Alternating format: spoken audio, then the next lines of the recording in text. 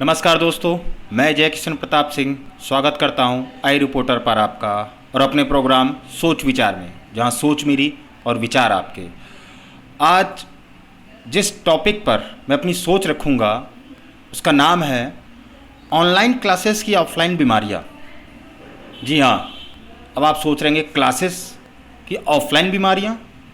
जी, उसी पर चर्चा करने के लिए हमने आज जिनको आमंत्रित किया है, इससे पहले भी आमंत्रित किया था, आज फिर से इनको अपने इस सोच विचार में उनका स्वागत करता हूं, जो हैं अनिल सक्सेना सर जी। आपका बहुत बहुत स्वागत है हमारे चैनल पर। जय कृष्ण। और इनके बारे में आपको बताऊं, एक तो प्रोफाइल इनकी बहुत बड़ी है, हाईली एक्सपीरियंस्ड है, हाईली क्वालिफाइड है। भाई मैं जितना बोल सकता हूँ ये समझ लीजिए वो कम ही है। मोटिवेशनल गुरु हैं, बिजनेस गुरु हैं, टेक गुरु हैं, मोटिवेशनल गुरु हैं, और साथ ही हमारे कानपुर का बहुत ही फेमस कोचिंग है जो सिविल सर्विसेज की तैयारी कराती है, चहल एकेडमी, उसके डायरेक्टर भी हैं। अभी और भी बहुत कुछ है। तो फिलहाल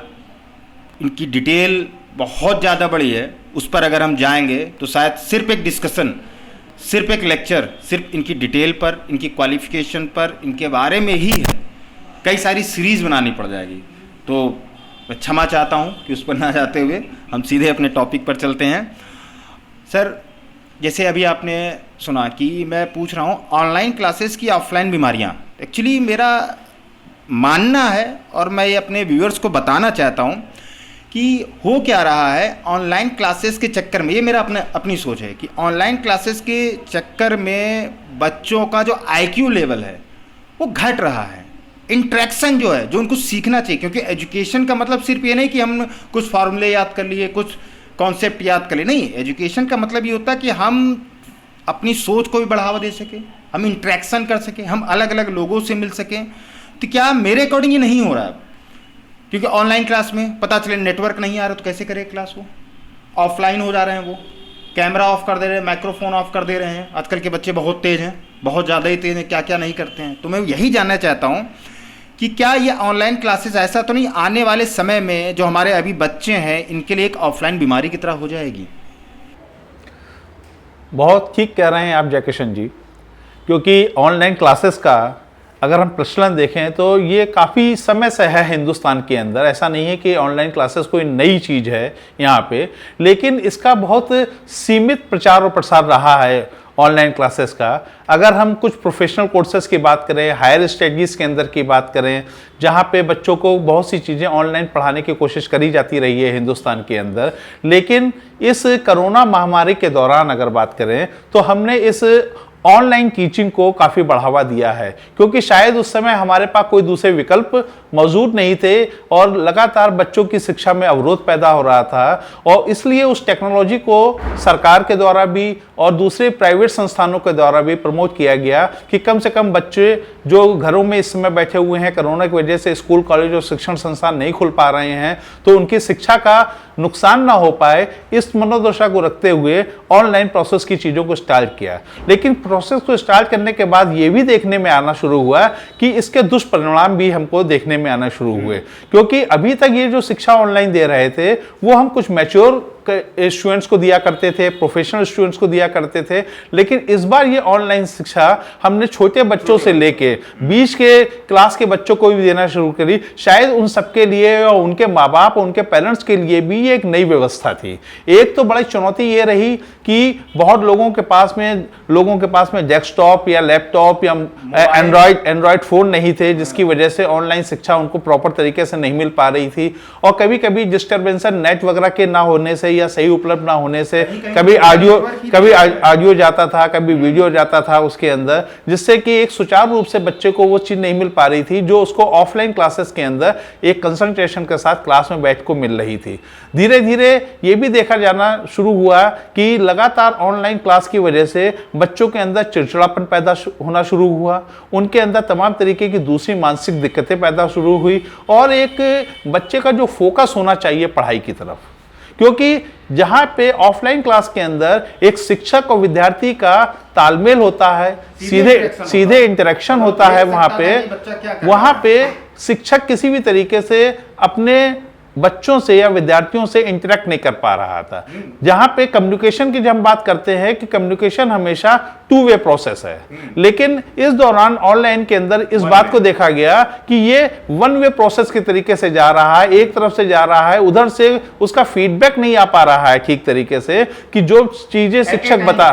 जो शिक्षक बताने की कोशिश कर रहा है वो वास्तव में विद्यार्थी तक पहुंच रही है या नहीं पहुंच रही है। और धीरे धीरे विद्यार्थी का मन जो है वो ऑनलाइन क्लासेस की तरफ से उचटना शुरू हो गया। धीरे धीरे वो उसको अवॉइड करने लगा। अगर कहीं पे मजबूरी थी कि अटेंडेंस देनी है तो शायद उसने ऑडियो ऑफ कर दिया, वहां पे किसी तरीके से वीडियो ऑफ कर दिया, स्क्रीनशॉट लेके शेयर कर दिया, कई तरीके, क्योंकि आज के समय जो बच्चे हैं वो भी बड़े स्मार्ट होते जा रहे हैं, ठीक है, वह हम लोगों से ज्यादा अच्छा और बेहतर एंड्रॉइड और डेस्कटॉप और लैपटॉप को समझने लगे हैं। एक समय था कि जब हम लोगों से कहा जाता था कि बच्चे हो मोबाइल से दूर रहो, डेस्कटॉप से, इन सबसे, टीवी से दूर रहो, लेकिन आज उल्टा चल रहा है। इस वजह से देखा गया तो ये हमारी मजबूरी कह लीजिए, लेकिन जिस तरीके से ये कोशिश करी जा रही है कि हम आगे भविष्य में भी ऑनलाइन क्लासेस को ज़्यादा बढ़ावा देंगे, तो मुझे ये लगता है कि ये निर्णय शायद बहुत उचित नहीं होगा विद्यार्थियों के मनोदशा को देखते हुए या उनके विकास के लिए, क्योंकि केवल किसी सब्जेक्ट की नॉलेज हम क्लास के अंदर नहीं देते हैं। एक मनुष्य एक सामाजिक प्राणी है, वो सामाजिक प्राणी क्लास से ही बनना शुरू होता है, जहां बच्चों का एक क्लास के अंदर जब हम एक साथ बैठते हैं तो हर वर्ग का, हर तरीके का स्टूडेंट होता है, तो हम जिंदगी में ये भी सीख रहे होते हैं कि हमें किस तरीके से लोगों से अपने विचार रखने हैं, इंटरेक्ट करना है, कम्युनिकेशन कैसा होना चाहिए। लेकिन जहां तक मेरा मानना है ऑनलाइन क्लास में बीमारी है ये एक तरीके से। तो माँ बाप जिनका की टेक्निकल अंडरस्टैंडिंग अच्छी और बेहतर है वो ऑनलाइन क्लासेस में कुछ हद तक अपने बच्चों की मदद कर पाए हैं, लेकिन हमारा बहुत सा 60% से ज़्यादा जो समाज का हिस्सा है वो आज भी गाँव के अंदर रहता है। वहाँ पे शायद उनके माँ बाप इतने शिक्षित नहीं है कि वो एंड्रॉयड फ़ोन के अंदर सेटिंग को बैठा पाएँ, अपने बच्चों को गाइड कर पाएँ किसी तरीके से कि ऑनलाइन क्लास कैसे तुम्हारी चलेगी, तुम्हारी किस तरीके से ये ऑनलाइन टेक्निकल दिक्कतें जो आ रही हैं ये दूर हो पाएंगी। उसकी वजह से भी वो अच्छे और बेहतर तरीके से उन क्लासेस को लेने में सक्षम नहीं हो पाए हैं। ऑनलाइन क्लासेस कोई बुरा कॉन्सेप्ट नहीं है, लेकिन हमें इस बात को चयनित करना पड़ेगा कि ये पूर्ण रूप से ऑफलाइन क्लास का विकल्प नहीं हो सकता या सब्स्टिट्यूट नहीं हो सकता है किसी तरीके से। ये बाईपास के तरीके हम मान सकते हैं कि ठीक है अभी कुछ नहीं है तो कम से कम ये कर लें हम, लेकिन ऑफलाइन की जो क्षमता है या जो चीज़ें ऑफलाइन के थ्रू हम लोग क्लास में दे सकते हैं, जहाँ पे एक स्टूडेंट का सेटिस्फेक्शन लेवल होता है, जहाँ पे एक टीचर की भी सेटिस्फेक्शन होता है कि वो जो कुछ डिलीवर कर रहा है क्या बच्चे पूर्ण रूप से उसको समझ पा रहे हैं, और कहीं कोई ऑब्जेक्शन है तो देन एंड देयर उसको वो सॉल्व करने की कोशिश करता है। तो ऑनलाइन क्लासेस किसी विशेष परिस्थितियों के अंदर तो हम एक बात ठीक मान सकते हैं, लेकिन इसको शिक्षा का पूर्णकालिक जो है एक रूप नहीं या विकल्प नहीं माना जा सकता है। हाँ, जो हायर स्टडीज कर रहे हैं, जो मैच्योर इनफ हैं, जिनकी टेक्निकल अंडरस्टैंडिंग अच्छी है, उनको जरूर इस तरीके का विकल्प दिया जा सकता है, लेकिन छोटी क्लासेस के अंदर अगर हम बात करते हैं तो ये विकल्प बहुत कारगर साबित नहीं हुआ है। जैसे अभी आपने एक शब्द यूज किया चिड़चिड़ापन,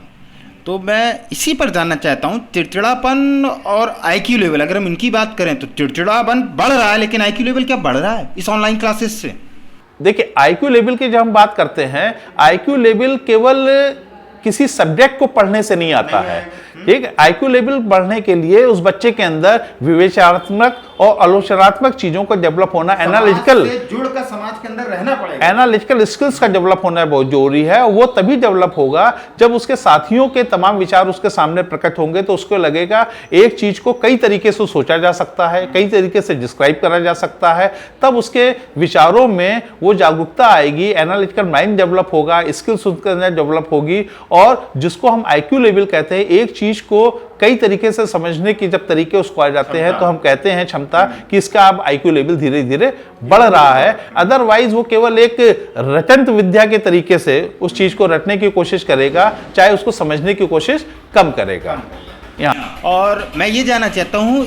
जैसे मैंने टॉपिक ही बताया ऑनलाइन क्लास की ऑफलाइन बीमारियाँ, तो क्या इस ऑनलाइन क्लासेस से बच्चों के स्वास्थ्य और स्पेशली मैं मानसिक स्थिति के बारे में जानना चाहूँगा, क्या उस पर इम्पैक्ट पड़ रहा है? रूप से ऐसे कुछ रिपोर्ट्स भी आई हैं, क्योंकि बहुत से ऐसे बीच में देखा गया है कोरोना के दौरान में कुछ ऑर्गेनाइजेशन ने इस तरीके के सर्वे भी करे हैं, या और उनका पेपर और बुक्स में पब्लिकेशंस भी आया है कि इसके दौरान में बच्चों के अंदर अलग तरीके की आदतों का डेवलपमेंट हुआ है। कुछ बच्चों में चिड़चिड़ापन भी आया है, कुछ बच्चे अवसाद से ग्रसित भी हुए हैं, कुछ बच्चों के अंदर जो है